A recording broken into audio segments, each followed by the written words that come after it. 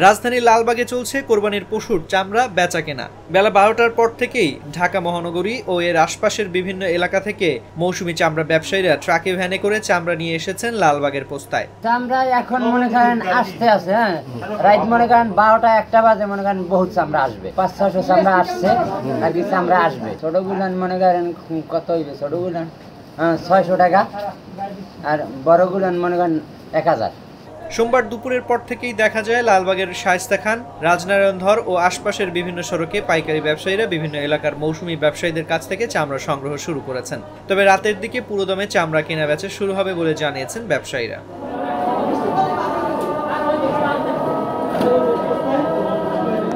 পোস্তার মোড়ে আড়ত সংশ্লিষ্টদের আশঙ্কা গতবারের মতো এবারও লক্ষ্যমাত্রা অনুযায়ী চামড়া সংগ্রহ হবে না। Bangladesh hide and skin merchant অ্যাসোসিয়েশনের মহাসচিব টিপু সুলতান সাংবাদিকদের বলেন, চামড়া আসতে শুরু করেছে, আড়তের মালিকদের চামড়া কিনতে সব ধরনের প্রস্তুতি রয়েছে। মৌসুমী ব্যবসায়ীরা চামড়া যত তাড়াতাড়ি আমাদের কাছে আনবেন তত ভালো।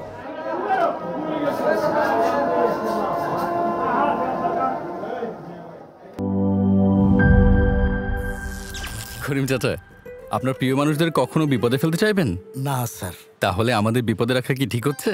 এজন্যই বিজলি কেবলস সবচেয়ে ভালো ও নিরাপদ। ফ্লেম রিটার্ডেন্ট পিভিসি দিয়ে তৈরি বিজলি কেবলস, নিরাপদ আজীবন।